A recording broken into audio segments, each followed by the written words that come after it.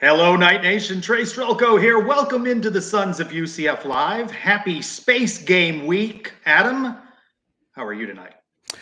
I'm doing well, Trace. Excited for another UCF football game this week. These midweek games throw off my whole rhythm. I can't get used to this yet, but I think this is our last one, right? So hopefully we'll make it a good one. UCF, the only team in the country having played on 4 different days of the week. If they can figure out Sunday, Monday, Tuesday, right? They'll have the whole week. Let's not tempt the weather gods here, Trace. Let's just keep it moving, you know? UCF Mike expected to join us in progress. Yeah. So we got to 200 shows and he was like, I'm done. Yeah. He's had enough. Yeah. Let's begin with this, though. Some good news on social media today. Our buddy, James Reed, cost seg advisor, back on the Twitter, letting Night Nation know that he continues to recover. And you talked about him on your show Monday. A lot of folks concerned about him. And we wish James all the best in his recovery. Been in the hospital a little while. So we wish him all the best. A great fan in Night Nation. Yeah, we said this on the pod this week. You know you've made it when you get a tweet from Cost Seg Advisor. Everyone knows that handle. Everyone knows who he is. No one knows what Cost Seg Advisor means, by the way, but it doesn't matter because you know it's James. Definitely glad to hear that he's getting a little bit better. Obviously, that's the cool thing about Night Nation. I said this on the show too. Like he just doesn't tweet for a few days, and everyone's like, "Where is he? What's happening?" And an army of people start reaching out and making connections and trying to see how he's doing. And that's just what makes this place so special is, you literally don't tweet for a couple of days and people are worried about you and they go check on you. We hope James is doing well. I got a text from him earlier. Sounds like he's on the road to recovery. Still got some time in front of him, but yeah, he's excited. And I have it on good authority that, he saw the tweets and all the messages and it brought a smile to his face. So that just shows how cool Night Nation is. So James, get well. We're thinking about you. And happy birthday, by the way. His birthday. Yeah, happy birthday. The Knights need to take care of Temple on Thursday, and the Bounce House is a special happy birthday to James. Knights favored by 23 in this one. What gets overshadowed maybe the game is the space game, right? The debut of the uniforms. What did you think when you saw them? This week? I didn't see it anywhere. Is that this week? You didn't hear about that? I didn't hear about it. It wasn't barely out there. Look, I like everything. I do think the Space U being that size, that font is a tad obnoxious. I love the blue color. I think a tad obnoxious may be what UCF is always going for. That's fair. I like the blue color. I like the accents. There's so many details in this, and that's the tough part. Is there's so much that goes into some of the small details that people will never see. Overall, I like the space concept. I could do with the large Space U, though. That's probably my only gripe. I asked on my Twitter, though, about the Citronauts. We see a lot of that during this week. What do you think of Citronauts? And 79% of people said once a year, just fine. Some, though, make it permanent, 18%. And I like the never crowd, 3%. But I'm good with it for this week. This one, of course, is the 100th game in the Bounce House. I heard you guys talking about games you were at and games you missed. I haven't gone back and tallied it. I saw Eric DeSalvo of UCF Athletics say he's been there for 87 of the 100. It may only be Mark Daniels on the radio call all these years that's been to all 100. If you've been to all 100, drop it in the comments. Knights 76-23, going for number 77. They're 33-3 since 2017 at the Bounce House. Pretty dominant place, and they welcome a Temple team that's 2-3. Knights, of course, 4-1, coming off that 41-19 game over SMU, which to me at least seems like a long time ago now. Yeah, it seems like forever ago. And I'm excited to see, can we carry over second half SMU into first half Temple? Can that be the springboard? Can we all be talking about this in, March and talking about how that SMU second half was kind of that launching pad, space game team, that launching pad for us to have a successful season? Can you carry that over? Does that delay matter? A lot to be seen. I'm excited to get this game played and see how the Knights are doing. Strong second half from quarterback John Rice Plumlee. Of course, now you want to see him take that into the Temple game. What are we looking for from JRP? Consistency. During the media availability on Monday, head coach Gus Malzahn talked about what he sees as improvements in the passing game. If you can be balanced like we talked about and take what a defense gives you, every game's going to unfold differently. And I think we're starting to get consistent with our passing game and making people pay, for trying to stop the run. Simple, right? Just do those things. And I mean, he certainly was not happy about 49 passing yards in the previous game against Georgia Tech. So a much more balanced attack in the win over SMU. Well, he mentioned in a previous clip in that press conference, Trace, how essentially SMU played zero coverage and basically dared them to throw the football. And though it doesn't seem like they were prepared to do that in the first half, they came in the second half and they had a better game plan. You saw some easier throws for JRP. And that's where I want to see Gus evolve and help JRP a little bit. What are the things he does really well? And how do we get him in those situations? How do we get him in those scenarios? And then let's all be honest for a second. The protection at times has got to get a little bit stronger. I think there are opportunities where JRP is kind of running for his life. I do think he has to continue to mature as a quarterback, though. The first sign of trouble doesn't mean run out of there. Maybe that means you look at a different receiver. I think you're seeing that maturation. Again, hopefully that second half is muscle memory. It's a picture framed in his mind that he can take forward and bring it to the future schedule. But I want to see how Gus takes what he learned and what do we adjust about as we play Temple this weekend. And he had a Ryan O'Keefe back, right? Ryan O'Keefe in the end zone for the first time. I mean, he's been there, but as Coach Malzahn mentioned, been a bit dinged up. It's nice when he's got the threat of Javon Baker and Ryan O'Keefe. And Kobe Hudson showed up. He had a couple of catches as well, as his first catches as a Knight. And, we talked to somebody earlier, Trace, and if these weapons are clicking on offense, it is tough to stop UCF. It all starts for me up front with protection, though.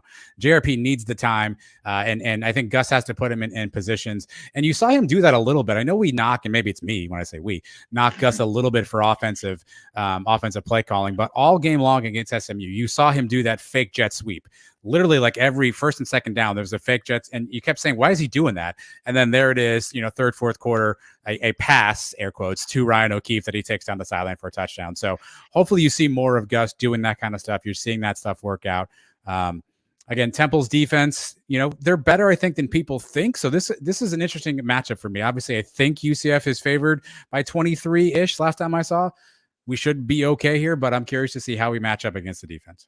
And Cincinnati at home thought they were okay, double-digit point favorites over our friends over in Tampa, and you saw how tight that game was. So you can't, overestimate a team.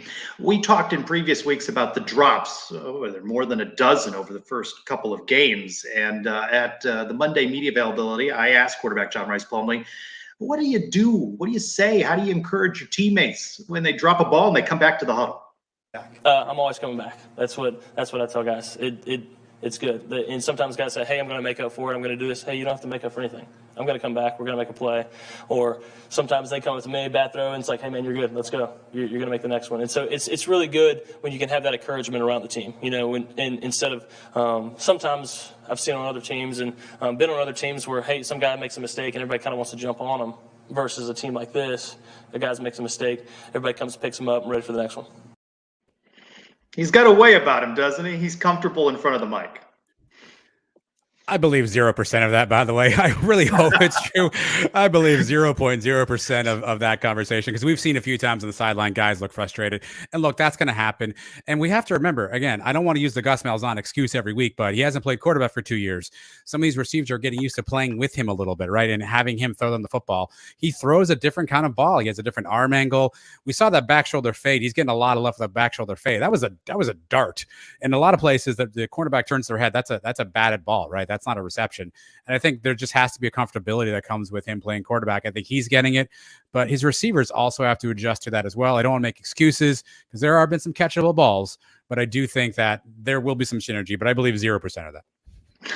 I like how he said, though, I'm encouraging them and they're coming back and saying, yeah, don't worry about that bad throw. So a little give and take for both of them. Of course, Knights fans are accustomed to Mark Daniels for so many years now on the radio play-by-play. A new wrinkle and a new opportunity for Knights fans to listen, a Spanish broadcast of UCF football this season. And we want to welcome in the gentleman who does play-by-play on that Spanish broadcast, Carlos Borquez, who also does Spanish radio play-by-play for the Tampa Bay Bucks. Carlos, welcome into Sons of UCF Live.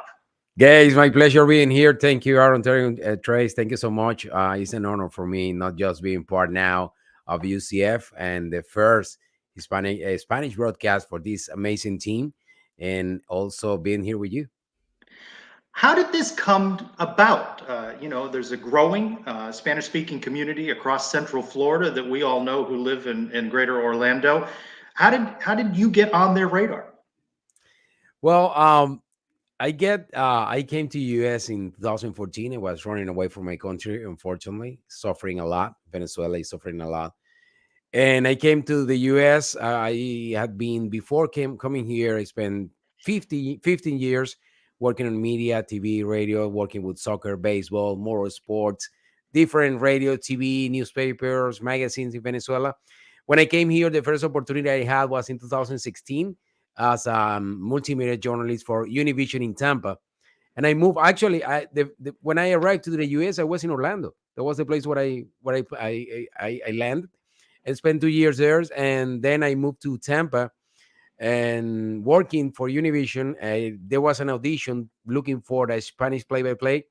I went, I did it, and they told me that you're gonna be the guy. And fortunately for me, luckily also, I found Martin Gramarica as the analyst, this the Super Bowl champ kicker for the Bucks, and I've been doing that since 2018. Yeah, we are done 5 years already.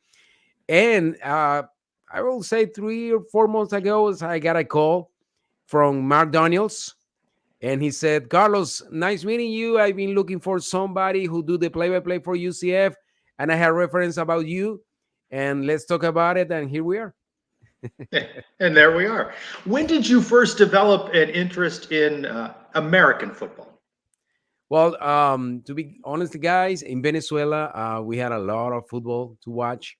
ESPN used to broadcast. I don't know if they're doing it yet, but used to broadcast a lot for Venezuela.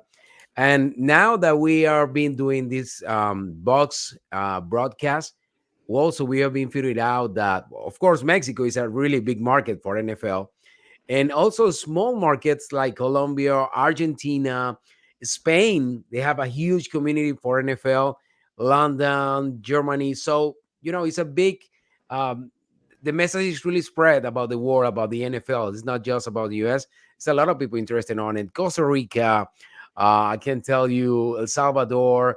We get message from different places of the world. It's very, very exciting and interesting. Carlos, how's the college football game different than NFL? How have you had to adjust to calling a college game? Well, honestly, the college is a little more, I would say, entertained maybe because we have more touchdowns usually. The quarterback runs a little bit more. Also, we saw a little more drops. But Mark told me before the first game, Mark told me, Carlos, forget about NFL. NFL is more corporate, is more business. This is more about the players and about the family. And honestly, it's like that. I can feel it since the first game.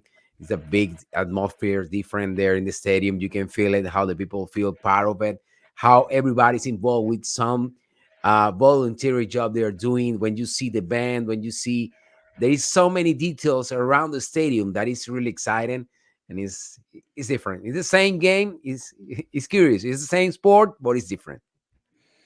What do you make of how the Knights have played so far? They're 4-1 on the season. How would you assess their play on the field?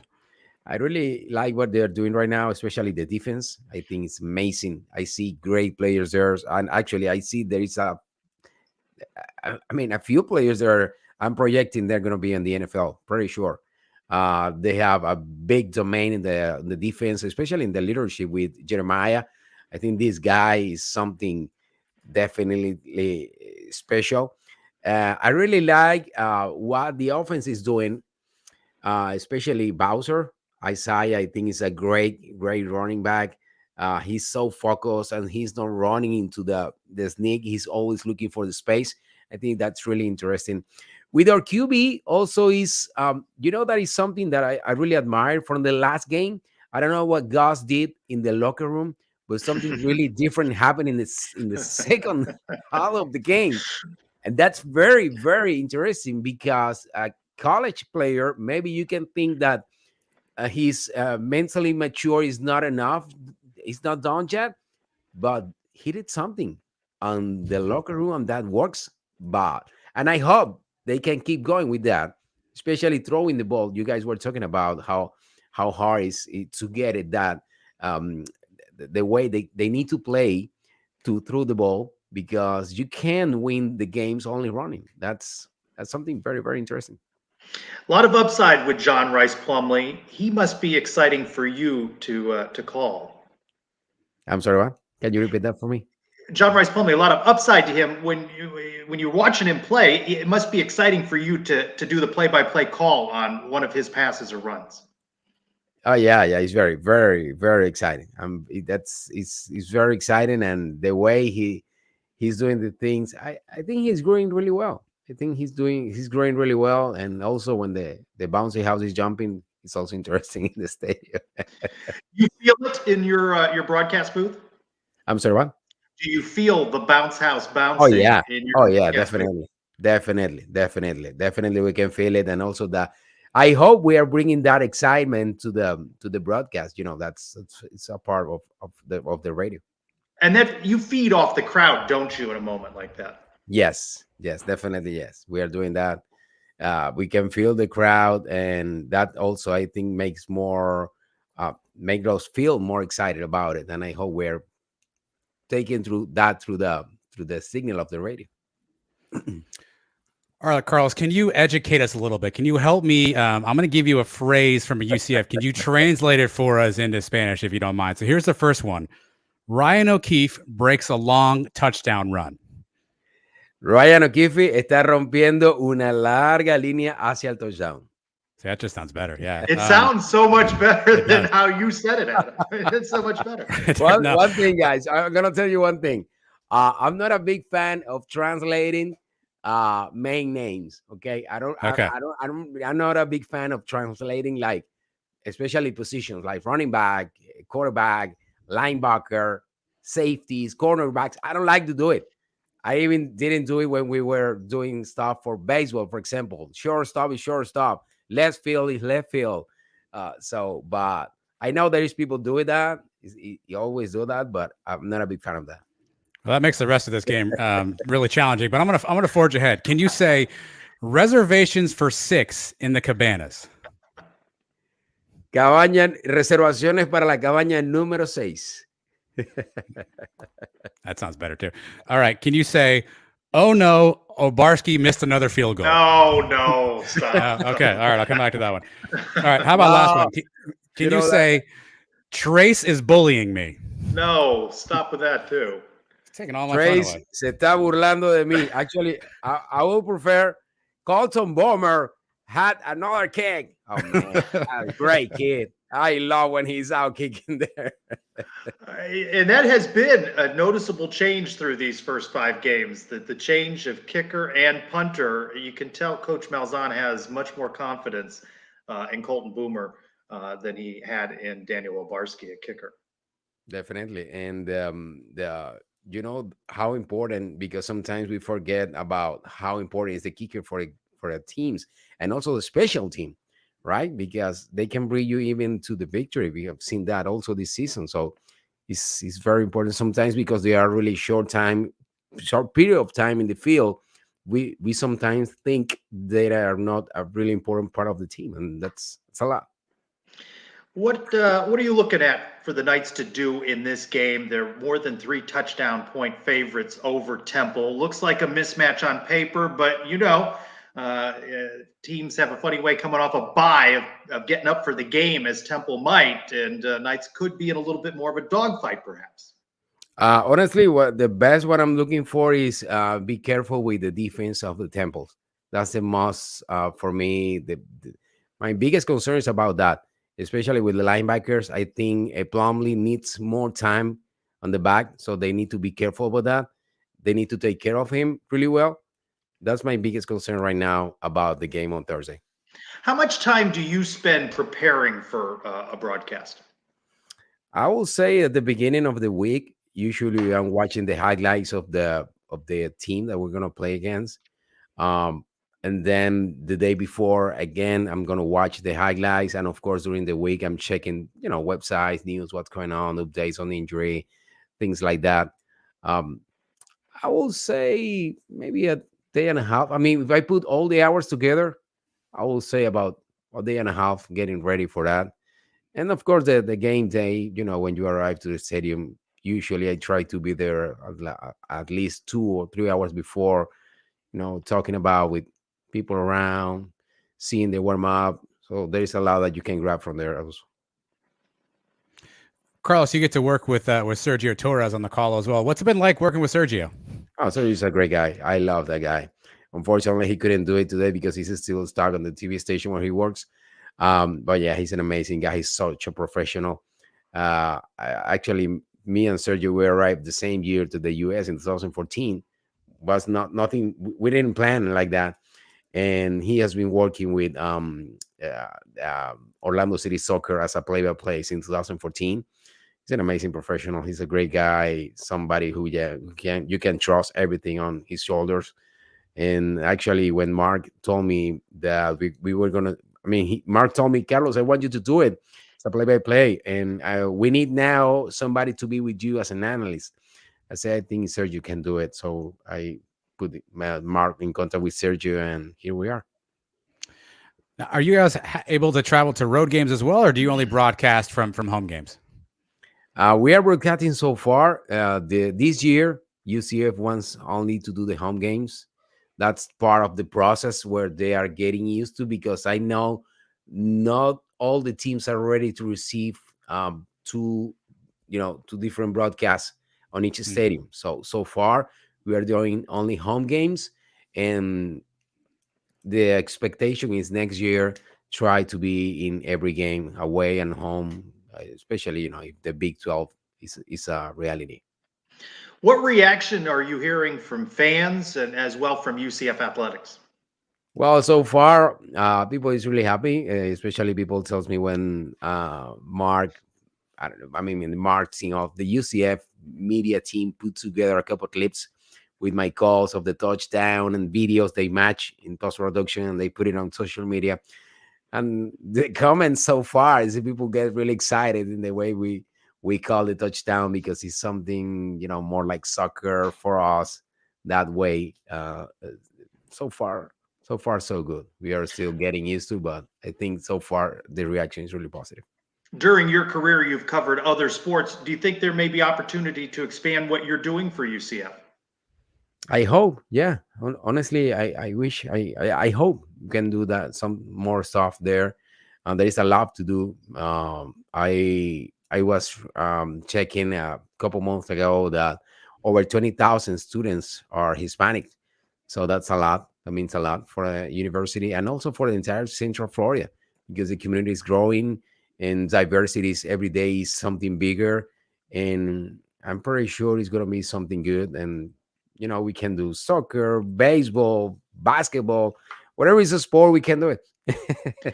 Yeah, let me end with this one. Soccer question. World Cup is Oh, coming up, out of season. It doesn't seem quite right when it's going to happen on the calendar. Who's your favorite? my favorite so far, my country is not going into the World Cup, so anyone who's gonna play, I'm gonna watch it. I don't care. I love all the games. I hope USA actually do something really good one day and another.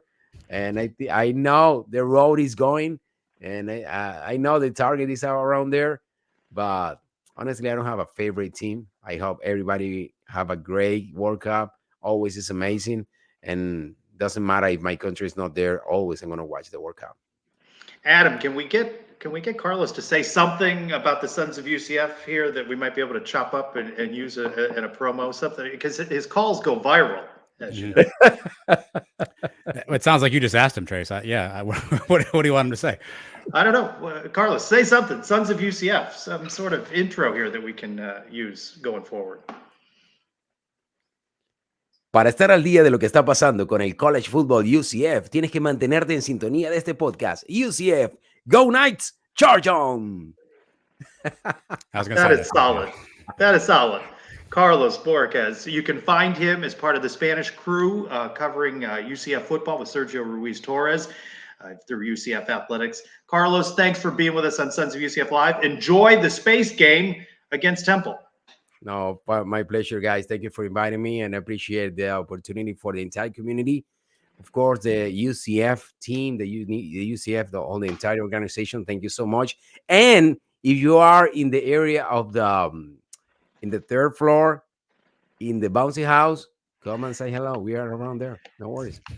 I like it. I like it. Carlos, thanks so much for being with us. Thank you, guys. My Thanks, pleasure. Carlos. Thank you.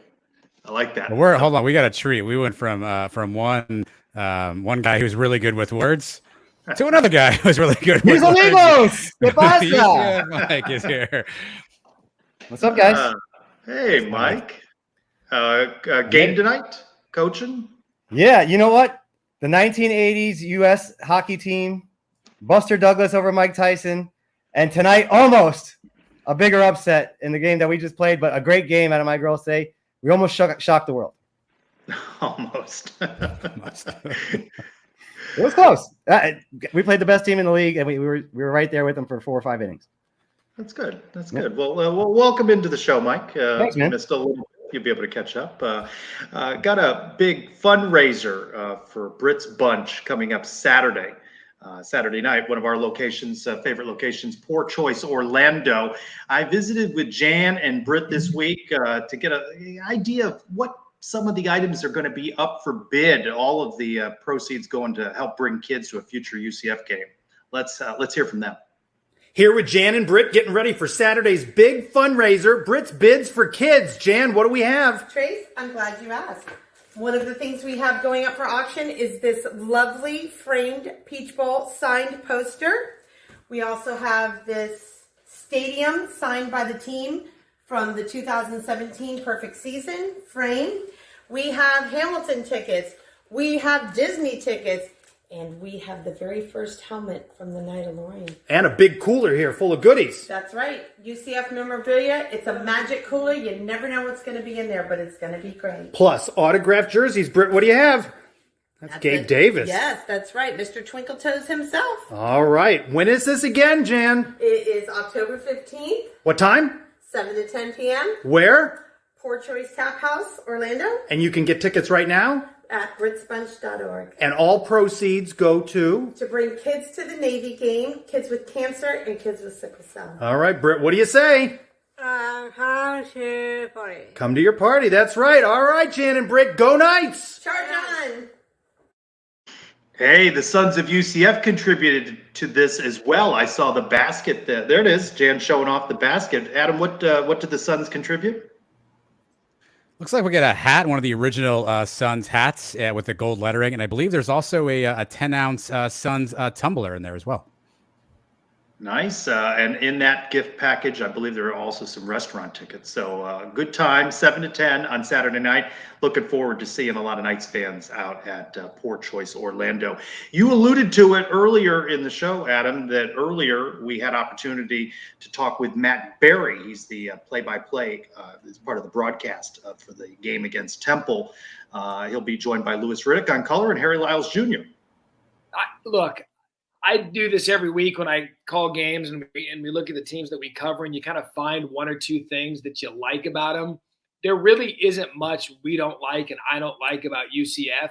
If we can just get that offense, if they can just get that offense going a little bit more to where you're used to seeing them hitting on all cylinders, the eye candy with Gus, all of that. This is a fun football team, and I really believe it's just the beginning. We're at the halfway point of the season.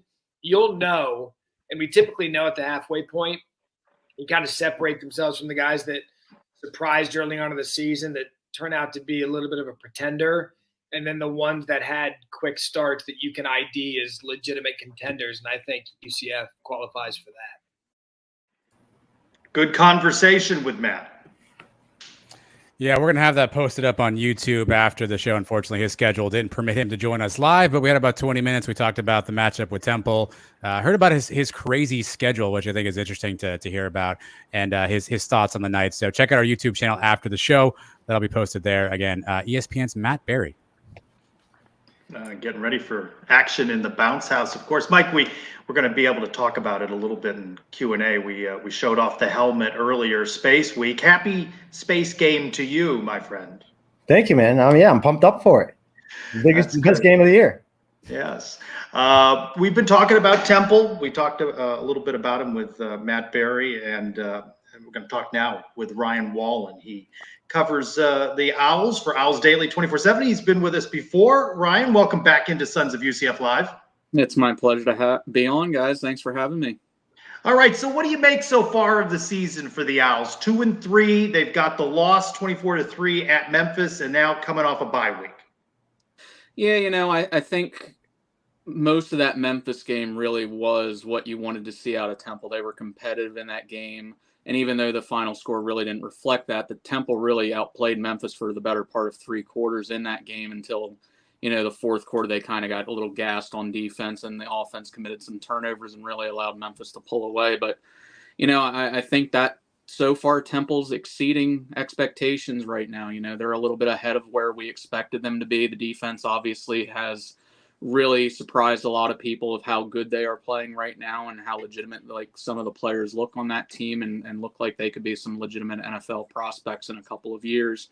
But, the offense is still struggling, and that's been the Achilles heel right now of the Owls this season. And we're going to have to see, I guess, if this is the week the offense finally puts some things together. Head coach Stan Drayton said on Monday that, they looked at some of the tendencies they were putting on tape, and they're going to try and break out of that a little bit this week against UCF, but it's going to be a tall task against the UCF defense, which has played pretty well so far in 2022 as well.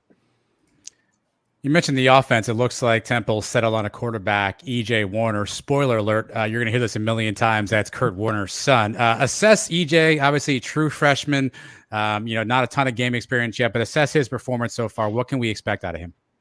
Yeah, EJ, he looked legitimate right away, and that's saying a lot for a kid that's 18 years old. He only joined the team in July, so he has a quick release, very accurate passer, much like his father was when he played in the NFL, obviously, and growing up with obviously having a Hall of Fame quarterback as your dad.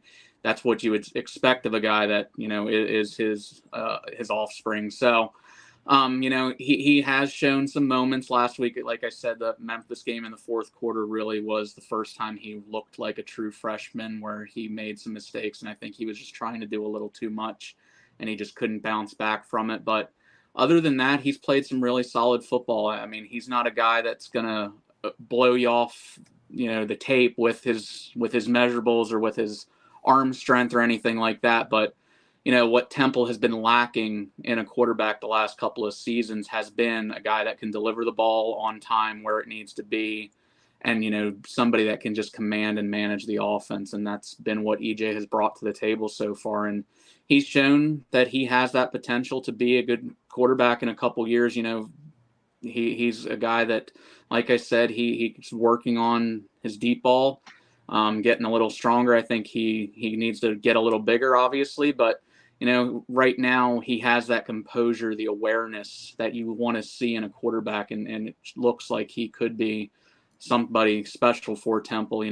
Probably the first quarterback since PJ Walker at Temple that has a real shot at going somewhere. First year head coach Stan Drayton taking over this year. What are your early impressions of him? How is he managing the game? Is he aggressive coach? What is he trying to do to change the culture over there?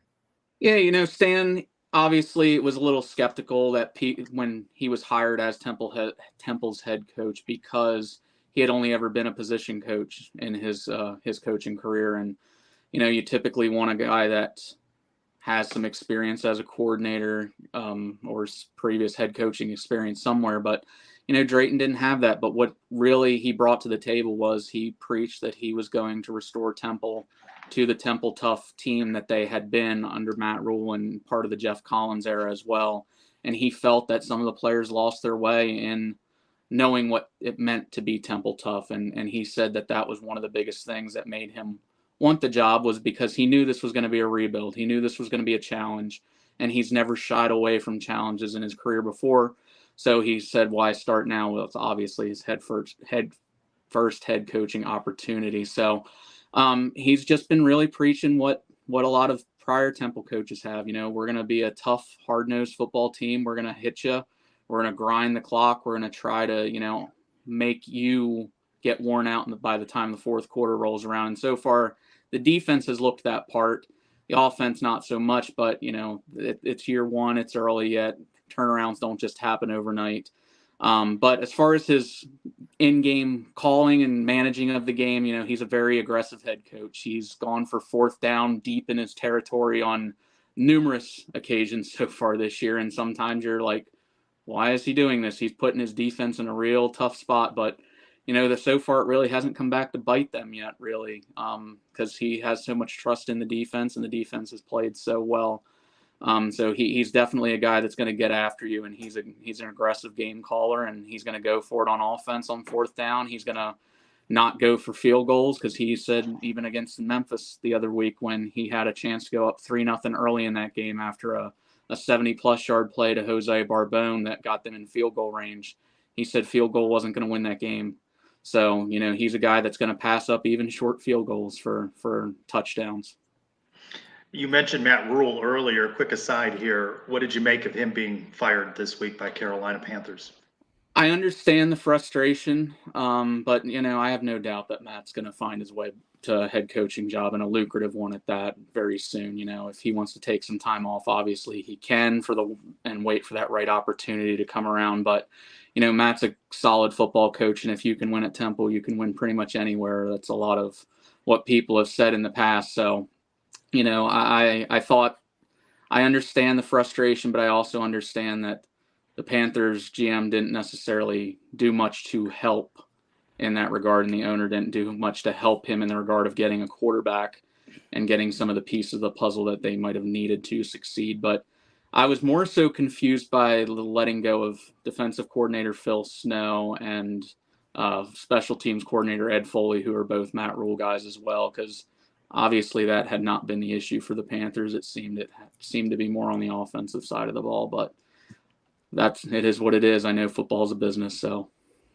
Let's talk more about the Owls defense. How do you think they can cause problems for the Knights offense, and in particular, quarterback John Rice Plumlee? Yeah, DJ Elliott has been, a guy that's been very aggressive so far this year, and he's a guy that is looking to, build back a reputation a little bit, because he's a guy that had been at Kansas before, had been at Colorado, and, just didn't see a lot of success at those two schools. And those schools are not historically known for being good defensive schools. But, he took the year off last year, really focused in on developing a new scheme, 3-4 base defense with simulated pressures, much like what Georgia runs right now. And so far, it looks like it's a legitimate defense. I mean, their front seven especially has got after people, and they've already surpassed last year's sack total. They are, I believe, fourth in the country in tackles for loss right now with 45 tackles for loss. And I mean, those numbers are pretty insane considering you're 5 games into the season and you're already at 20 plus sacks and you're at 45 tackles for loss. And the defense is just not. I think the most remarkable thing has been the turnaround in defending the run. Last year, they were giving up over 200 plus yards on the ground every game, every week. It was 220, I believe, at the end of the season per game to opponents. And right now, they're only giving up 130 yards on the ground. So a 90-yard drop-off in yards per game allowed in the run game to opponents, as well as, just think about the time of possession aspect of that stat as well. That's quite the turnaround for, 1 year with a lot of the players being the same. Ryan, if Temple has any advantage over UCF, what do you think that is? Where do you see advantages from the Temple side? I think the advantage has to be on the defensive side. I mean, based on the stats right now, it looks like Temple's defense is legit regardless of who they're going to play. And I know if you look at the schedule, some people will say that, well, who have they played? They've played Rutgers, who's a horrible offensive team, UMass, who's a horrible offensive team, Lafayette, who's a horrible offensive team, and Duke. And Duke blew them out 30-0. But if you look at the game film, those games are a lot more indicative of what this defense brings to the table. They're a team that's just going to pressure you and pressure you and pressure you, and it's going to come from all over the field. And, I think they have the advantage in that regard as far as they can get to the quarterback, and I think they're going to be better than most teams' offensive lines and their offensive schemes in that regard, in getting to the quarterback and being able to get to the backfield, create pressure, put people behind the sticks and create havoc and create long down and distance situations. The conference is getting shaken up after this year. This may be the last time we play you guys in a while, if ever again. What are your favorite memories? Is it the J.J. Wharton catch in 2013, or you have something else? Oh man, that's I like how Mike leads with that one. That's a low blow, man. That one hurt. No, obviously, I think the 2016 game with PJ Walker leading. Yeah, we don't mention that one.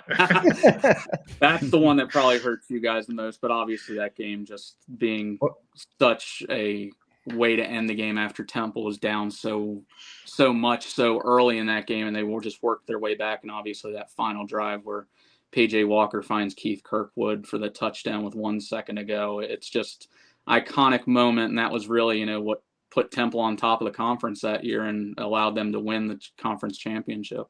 You got 2 other schools coming in named Owls. You have Rice and FAU. What are we going to do? We're going to create some kind of rivalry matchup with these schools? I was hoping there was going to be like a Parliament Cup or something between the Owl schools or something, because, Temple needs a little bit of a rivalry. We really don't have one up here in the Northeast now that UConn's gone, and they were your guys' rival for a while because there was civil conflict, but no, I would like to see, obviously the conference chose to go with the bigger media markets rather than geographic fits, but which kind of leaves Temple out in the dark in that regard, other than Navy for football. But it is what it is, and as long as they're bringing in quality opponents to keep the American as the Power 6 conference, and those schools end up performing well, I think the conference is still going to be in a good spot. Some sort of cup, maybe sponsored by Hooters or something like that. Ryan, you're making the trip down to Orlando, correct? Correct. All right, I will look for you in the press box. Ryan Wong covers Temple for Owls Daily 24/7. Ryan, safe travels. Thanks, guys. Thanks for having me. Look forward to meeting you tomorrow. All right, thanks Ryan. Thanks, man. Mike with a hard-hitting question. All those Owls doing battle in the league. All right, what's your prediction on this one? Knights favored by 23 on some sites. I think we cover that by halftime. I think that we blow these guys out of the water, and everybody rests in the second half. 42-0. Wow. Give me 45-12. 12. Oh. Yeah, 12. The guy just told you they don't kick field goals. 12. That's 2 missed extra points, Mike. That's two shock the world. 2 missed extra point, and they're going to do it with 1 second left. Going to get a touchdown with 1 second left in the fourth quarter. Knights will win this one.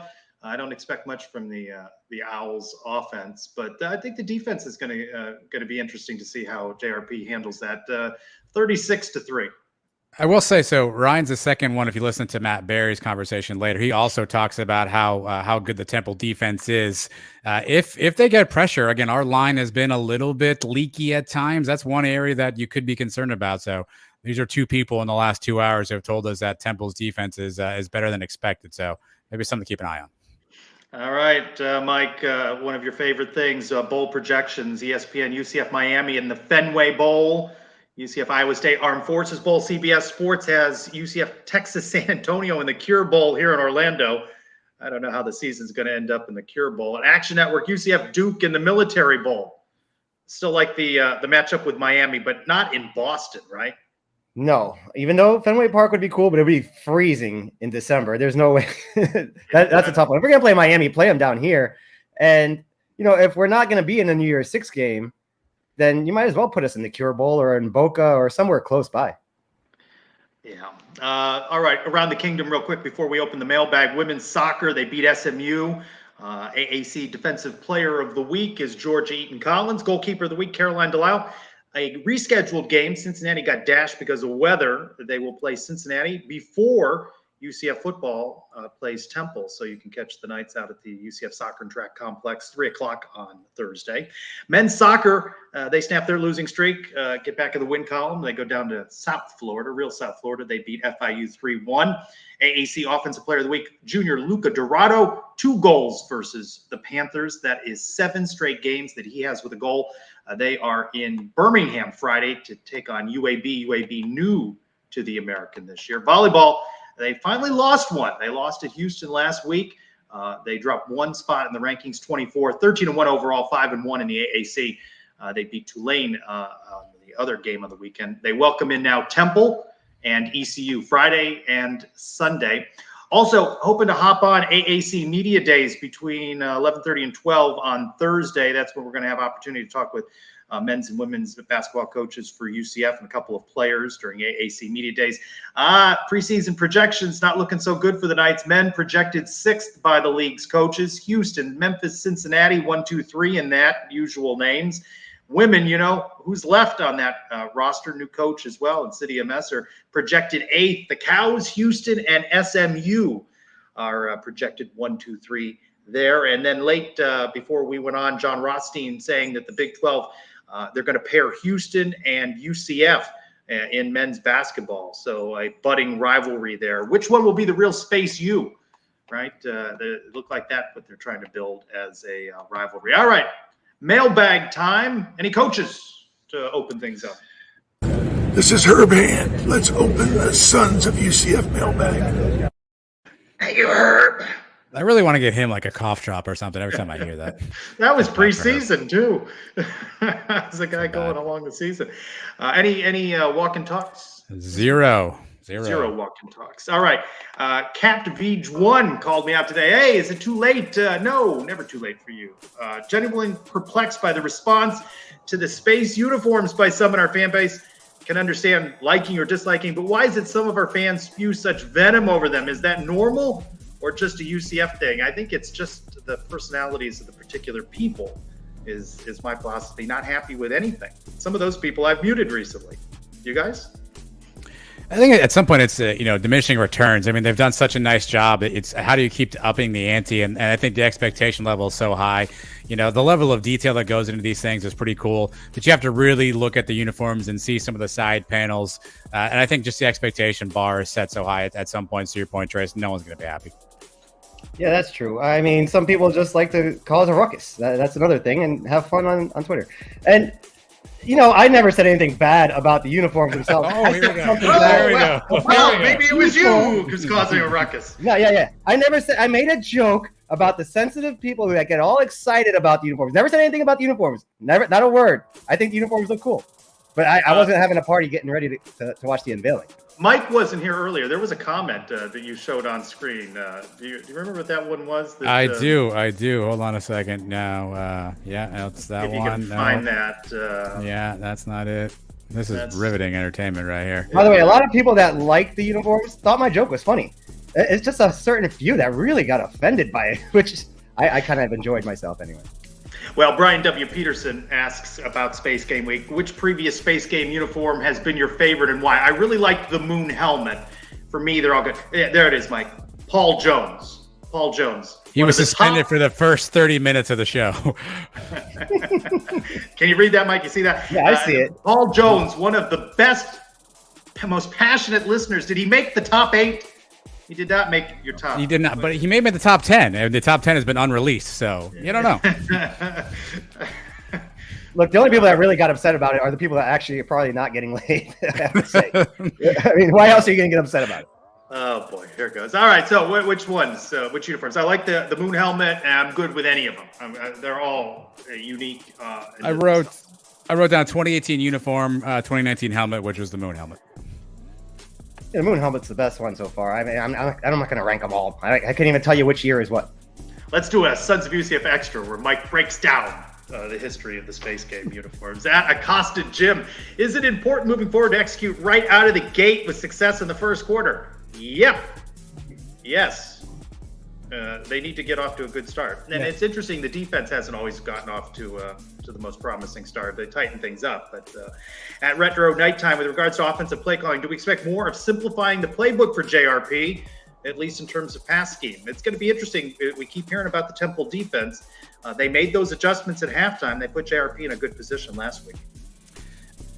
I don't know if simple is the word, Trace, but it has to be right. It has to be the right fit, I think, for what the talent on the team does. I don't know if that means it has to be more simple, but I would like to see it be a little bit more tailored to the strengths of the team. I think at this point, 5 games in, you see what those are. Let's play to those strengths if we can find them. I'm in the comments again. I didn't hear what the question was. At Retro Nighttime, how about this one for you, Mike, with regards to offensive play calling? No, I said that. I asked that one already. At Black Gold. Do you two know what's going on in the show? Am I the only one around? At Black Gold _ Ed. Have the receivers finally figured out how to catch the JRP wobble pass? Not picking on him. He just doesn't throw a tight spiral. But then again, neither did Blake Bortles. You think there's some adjustment? I mean, when you see those highlights, I mean, it does wobble a little, I guess. I mean, you're a Division I receiver. These guys, the balls that they dropped, I have to go back and watch them. Maybe there's a little wobble, but he's hitting people right in the numbers on some of them. They got to come down with those. Mike, mullet or no mullet? You got a mullet? You haven't had a haircut in a while. It's not a mullet. It's just really long hair and tucked under the hat. Yeah, that was his best Colton Boomer impersonation right there. And almost as long as Boomer. And Ethan of 126 with quite the setup to his question. Yes. Temple's visiting us from Philadelphia, Pennsylvania, birthplace of the Philly cheesesteak. Philadelphians Pat and Harry Oliveira are often credited with inventing the sandwich in the early 1930s. All that in mind, will Temple score a touchdown in this game? Adam, you got him down for 2. Yeah. Kyle Nash called. He wants his question back. I'll go 2, Trace. That's what I'm going to do. And Mike, you got him shut out. Yeah, I think we're going to shut them out. If anything, maybe they kick a field goal early, but no, I don't see these guys getting in the end zone. At Golden Knight _ the second, in light of how the cow pasture out west gave Cincinnati issues last week, do we fear we expect a similar performance from Temple? I do think you can't take them lightly, though, right? Every week you can be beat, and we've seen that over and over in college football. I think if you're not prepared, the other team comes out, they have a good plan, you fall behind, turnovers happen, any team can be beat. So at this point, I don't think we're a good enough team to take anybody lightly. Mike, at Lonely B UCF, is it encouraging to see a team with a quarterback that can't throw have some success against Cincinnati? It's encouraging to see Cincinnati not be as dominant and as scary as a lot of us thought they were, at least for a week. Doesn't mean that they're good. They're a good team, but the Cows almost beat them. So, I mean, we should be able to handle them at home too, if that's the way they're going to play against us. At S. Morrow, Scott asking which matchup of our slow starts are most likely going to catch up on us, East Carolina, Cincy, or against the Cows. I think that East Carolina game being at night, that's going to be a raucous atmosphere in Greenville. I think there's still a trip up on the road between Tulane, Memphis, ECU. One of them at least doesn't feel quite right.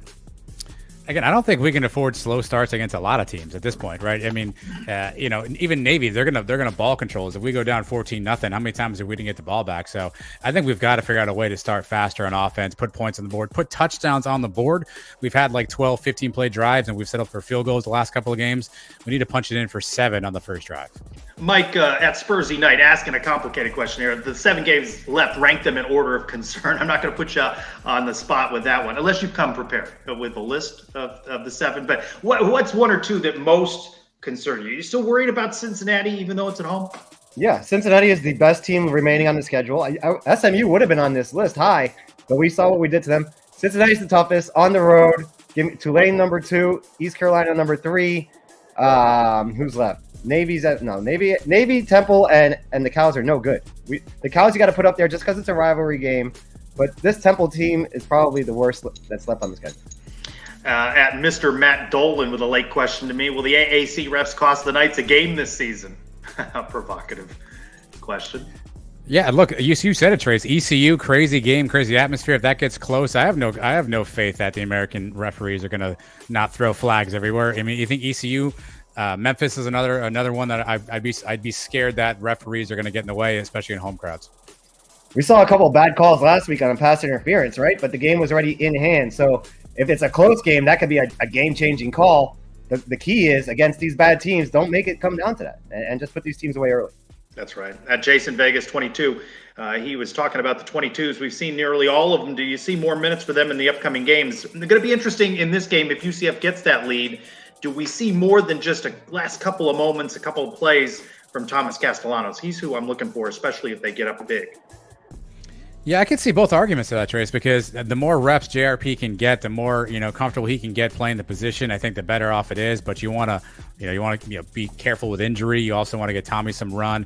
But I think it's encouraging. You're seeing a lot of the freshmen. I think Nakai Martinez is probably the name that stands out the most, that are getting good playing time and playing really well. We keep talking about the future of college football. We need kids like Nakai Martinez. Next year, John Walker, if he sticks, to come in and make an impact right away. That's kind of how we'll know we're on the right trajectory. Yeah, I'd love to see, I said it on the show, I'd love to see Jordan McDonald get in there this week. I'd love to see Tommy C get in there. How about Quan Lee? So all the freshmen, get them all playing time if the starters take care of business like they should in the first half and the third quarter. You wonder, this may be the easiest game, perhaps, on the schedule. If not this game, when would they get other opportunities? You might find yourself in tougher games, especially with 3 more on the road. Robert, at 2 letters, 2 words, asking about the stadium. Should the changes be focused more on capacity? He says more seats, or enhanced premium experiences. I don't think they need to expand this stadium until the demand is sufficient for it. So keep creating opportunities for those premiums. Yeah, I think you get unique and creative with what you have in the stadium. I don't think we're at a capacity extender at this point just yet, but I think you have opportunities to find ways to make the experience better. The reality is, I mean, we're all fans, so we want to be there, but you're battling the 80-inch TV that's hanging on somebody's wall in the living room and the ease of watching that. So give them something in that in-game experience that's going to make it worth their while outside of just being a diehard fan. Yeah, definitely the premium seats. Improve that. Improve the ones we have. I mean, the food, all that stuff can use a little bit of improvement. The hot dogs, perhaps. Hot dogs, yes. Yeah. At Dolly_drama, Halloween party circuit starts this weekend. What was your best or most memorable costume growing up or in college? I don't even remember. I think in college, I just put on like a baseball cap and said I was like a pitcher and just went around and got free candy. Outside of that, I can't recall one Halloween costume, but I'm going to let you all in a little secret here. Our friend, Mr. UCF Mike, year over year does it big. Is a supreme Halloween costume dresser upper. He's the expert in this question. I'm gonna let him answer this. It's really my wife that it's her favorite holiday. She tells us what we're going to be every year, and I just kind of go along with it. We usually have a theme, the 4 of us, and we've been pretty good about it. This year, I can tell you guys because they're not listening. Nobody's listening. Yeah, it's a show I've never seen before, Stranger Things. I don't know who any of the characters are, but I like the costume this year because it's just a basic T-shirt, and I just can be comfortable in it. Last year we were killer clowns. The mask was very hot walking around all night. I may post this as we get closer to Halloween. I have a photo. I'm dressed up like the wizard, the Tin Man from The Wizard of Oz during college. I have no memory of that party. So I think that was a really good... Were there Jello shots? There was probably Jello shots. Should add some Jello shots to celebrate episode 200 of the Sons of UCF. Years in the making. Congratulations, guys. Yeah, it's a lot of fun. Again, we talked on the show. We didn't think we'd get, 10 episodes, 5 episodes, and let alone 200.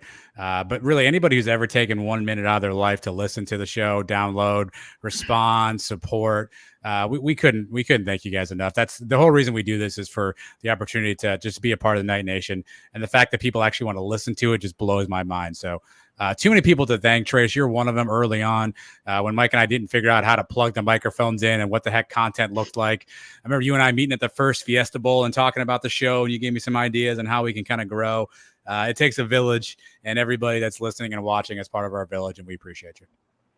Yeah, it's been a fun ride, man, right? I never would have thought we got this far. And the things that we've accomplished have been pretty cool. Finding out about the White Horse, all the player interviews that we've done, pre-game shows. We've done a big variety of things here over the last few years, and it's gotten better and better as the years have gone on, and it's only going to get better from here. I like the sentiment. It is? Jeez. Okay. No pressure. Can't get worse. No pressure. 200 shows, and of course there's been more than that, but 200 of the podcasts that you guys do every week at the same time as the Space Game, the 100th game in the Bounce House. So a lot of numbers lining up there. Trace. Yeah. How many games in the Bounce House have you been to out of the 100? I know I saw that question being asked this week. I know I have not been to all of them. I'd have to go back. There's some I missed. Like I missed the openers usually because I have a work conference at the same time. But and they moved that game to. You're in the 80s probably, right? I'd say probably 80s. That's a lot. Yeah. that's a pretty good amount, man. Yeah, we were talking, Mark Daniels mentioning that he'd been to all 100, of course, and I'm curious to see who else has been to that number. Well, 99 until tomorrow. So Manny yeah. Messinger.